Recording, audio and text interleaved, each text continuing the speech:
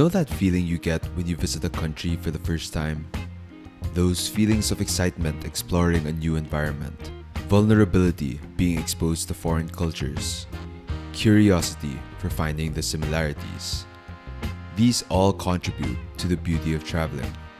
Up to this point, I was able to cover most of the tourist activities in Sydney, like visiting the Taronga Zoo, iconic landmarks, and the various parks. Yet, something was missing. For the past 5 days, I have been experiencing Sydney as a tourist. And while it has been a blast, I wanted to have a true Australian experience. To see life away from the city, to learn about the vet industry, to know if I could actually live here. I began this journey by searching for true Aussie eats.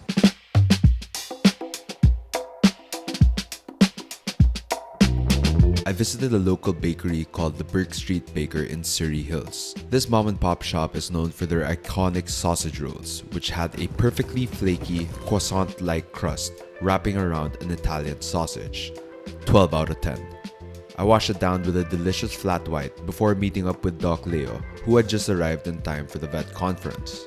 I literally just ate, but he was starving, so for his first meal here, we searched for Australia's classic tiger pie. Here we have the iconic tiger pie. You got your beef pie in there, some mashed potatoes, and some mashed peas on top. Super classic Australian food. Let's give it a try. A tray? Let's give it a try. A little bit of oil in there. Cheers. Peppery, savory, nice, light and flaky. These add like a nice dimension to the flavor. Of course, you gotta get your chips. So good. Lives up to the hype. Apart from visiting the rocks a couple of days ago, I had yet to learn about Australia's natural history. So, Doc Leo and I decided to check out the Australia Museum.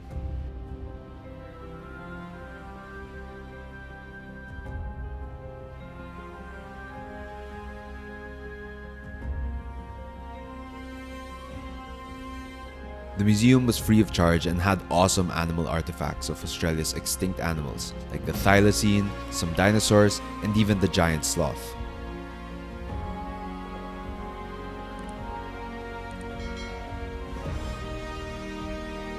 And while not related to Australia's history, the museum was also hosting the Ramses exhibit, which had an additional fee of 52 Aussie dollars, but totally worth it in my opinion.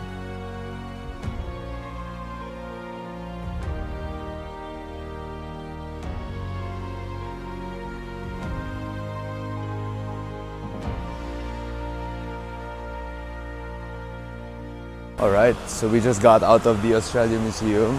Grabe, what an experience. I mean, it was extra special today because over the past couple of days and I think until next week there will be a Ramses exhibit, so Ramses Eras tour. Yeah, a lot of the artifacts and just so crazy to believe that, you know, Ramses was 1,000 years before Cleopatra, but 1,000 years after the pyramids. And of course, my highlight, pa rin, had to be the dinosaurs. Like seeing the full-scale T-Rex bones, like the T-Rex autopsy, that was really, really cool, huh? But yeah, really, really cool experience here in Australia Museum. Now we are about to meet up with one of Doc Leo's friends and head out to dinner. From the museum, we got some coffee at the grounds of Alexandria, which had this dope retro aesthetic to it. And after our cup, I parted ways with the docs in search of some fresh produce. Throughout this entire trip, I've been a consumer of food, but never saw the ingredients that Australia offered. So I met up with Ate Den and Dean to visit the Meat Emporium, a massive walk-in freezer where you get to choose your meat and dress up like a rapper for a hot minute. From there, I met up again with Doc Leo and the other vets who graduated from my school, UPLB, for tacos and drinks. I finally got to learn about the vet industry here in Australia, and it was the best way to end the day.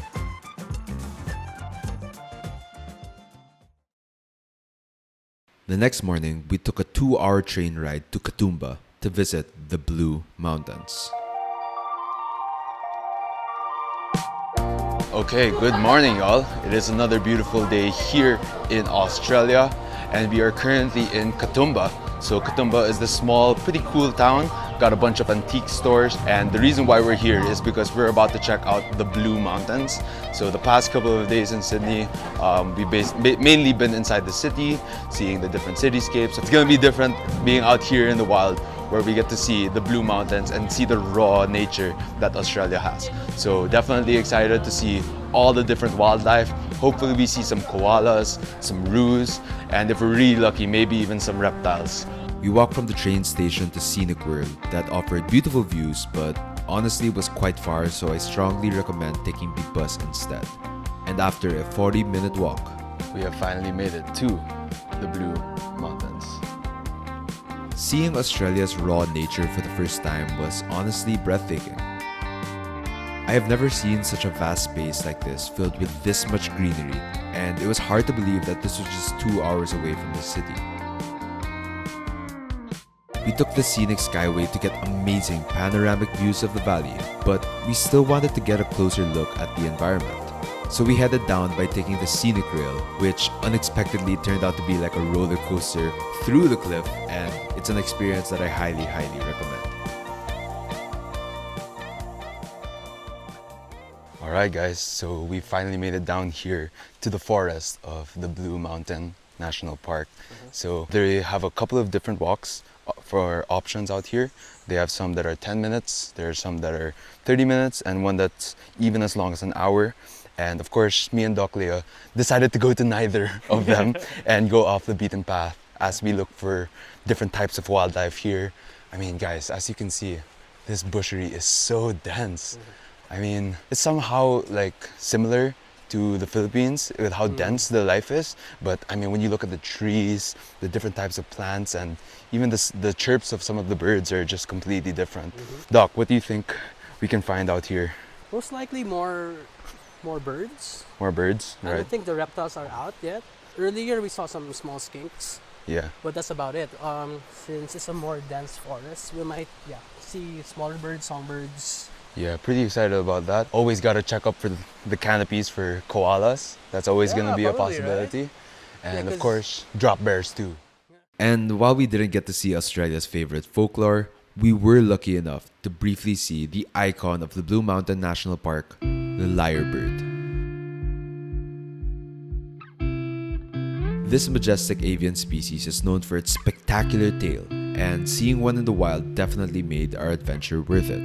Alright, so right now we are here in the normal trail back with civilization. Apparently they have this thing called the gruffalo out here. I don't know if it's supposed to be some kind of mouse or what. Feeling ko nga, ginagago lang ata kami. Gruffalo dyan. Daga lang pala. But yeah, super scenic, and it's really nice to be able to cover a lot more ground also with this cool platform. You see, it's very accessible to all. You know, literally all ages, whether seniors, children, they could all like access these pretty, pristine sights of nature, which you can't necessarily do anywhere else.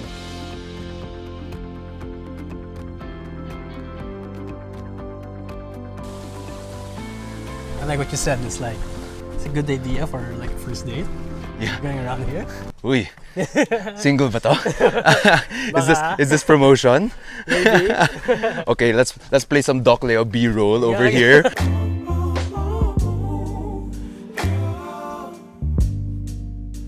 You could contact him at 0917. That one. Exposed now.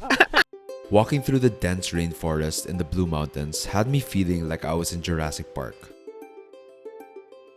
It's always amazing to see how every organism, no matter how tiny or grand, plays an integral part in the ecosystem, and visiting the Blue Mountains is something that I believe that every Sydney traveler should check out.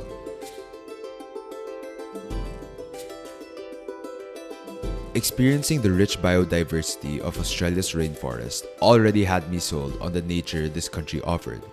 But what happened next is what truly stole my heart. After taking a 2-hour train ride back to the city, we met up again with Doc Leo's friends at Coogee Beach to stroll through the beautiful coastal walk. A 6-kilometer pathway that immerses you in Sydney's postcard coastlines and leads all the way to the iconic Bondi Beach. As we walked, I was in awe with the fact that you can go from lush green mountains to vast blue oceans so easily. And once we arrived in Bondi, we rewarded ourselves with some tasty poke bowls to cap off, arguably, my favorite day here in Australia. The day that this whole trip was built around has finally come. The first day of the Exotic Vet Support Asia Conference.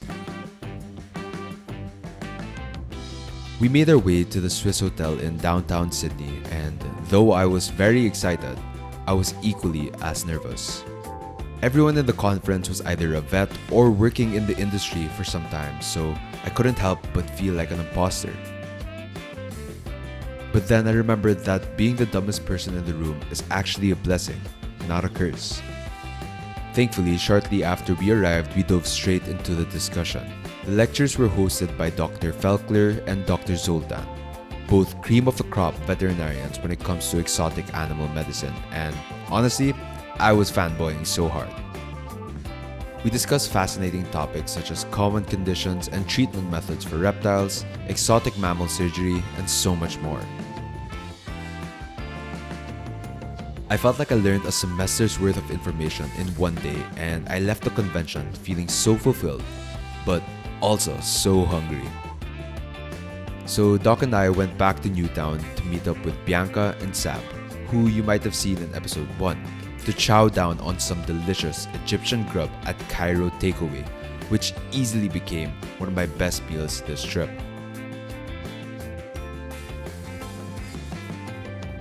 We washed things down with a couple of cocktails at a bar called Uncanny before capping off this eventful day.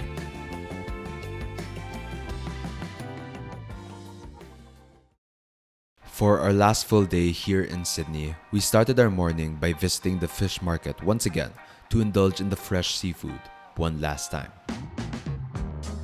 Is starting your day with oysters, uni, and caviar the smartest idea? Probably not, but it was so worth it. From there, we headed back to the Swiss Hotel for our final day of the conference.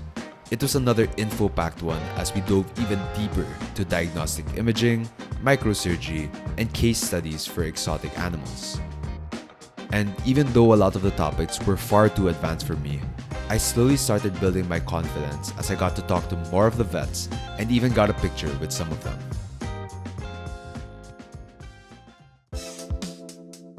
Once the conference was done, we met up with Ataden again for our last dinner in Sydney at this really edgy restaurant in Newtown called Mary's. And to cap off this trip, we headed back to downtown Sydney to catch the Mardi Gras parade.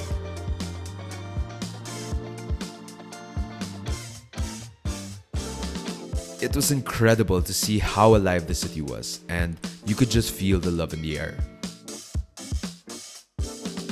Look, I'm not even gay, but even I felt so empowered just feeding off all the energy.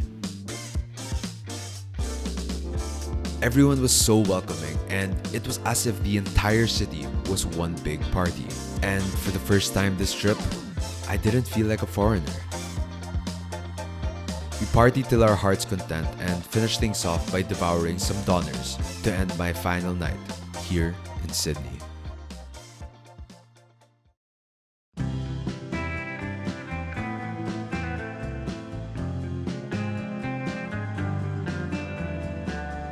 As I made my way to the airport, I couldn't help but reflect on what a life-changing experience this trip has been for me. The last few days have been some of the most fulfilling travel experiences I've had in my life. I got to explore a bucket list country of mine, see up close animals that I've been geeking out on ever since I was a kid, and learn from some of my biggest idols in life. But most importantly, I got to immerse myself in a culture that should have been foreign to me, yet ended up fitting like a glove. You see, my mission in life is to show people that animals and nature should be a part of our daily life, and Australia has perfected that to a T. So it's not a matter of if I'm coming back, but when. I'll see you soon, Straya.